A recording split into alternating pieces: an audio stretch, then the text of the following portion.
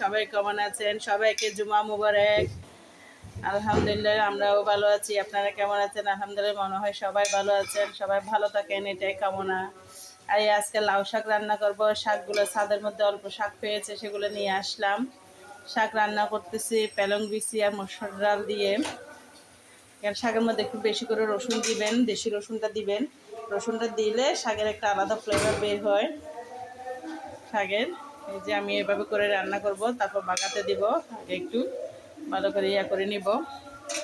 এই যে শাক, অনেকদিন পর শাক রান্না করতেছি, যদিও শাক খাওয়া খুব কম হয়, যেহেতু বাসায় দুপুরে কেউ থাকে না, তার ভাইয়ারও থাকে না। সবাই থাকলে বাসায় শাকগুলো খাওয়া যায়, শাক তো সাথে সাথে খেতে হয়, না হলে শাক থেকে যায়, পরে তো খাওয়া যায় না। এজন্য অনেক শাকও যেন আজকে আপনার ভাইয়া আছে, এজন্য শাক রান্না করলাম।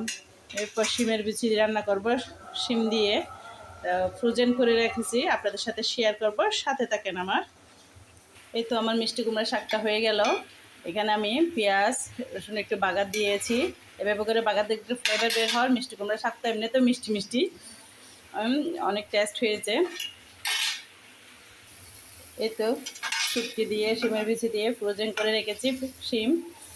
আজকে আমার ভাগ্য ভালো, আজকে বৃষ্টিও পড়তেছে, বৃষ্টিও পড়তেছে। এই যে রান্না করতেছি, এই যে আমি ফ্রোজেন করে আবার শিমের বিচিও রেখেছি। মাশাআল্লাহ, এই যে এটা দিয়ে রান্না করতেছি। এই তো আমার শিমের বিচি দিয়ে শিম রান্না, একটা বেগুন ছিল সেটাও দিয়েছি আমি। এই যে ছুরি শুটকি দিয়ে রান্না করলাম। ফ্রোজেন করা শিম বিচি এভাবে করে রান্না করছি। আমার বিচি মাশাআল্লাহ দেখছেন সব একটাও ভাঙে নেই। আজকে এই পর্যন্ত, সবাই ভালো থাকবেন। আল্লাহ হাফেজ।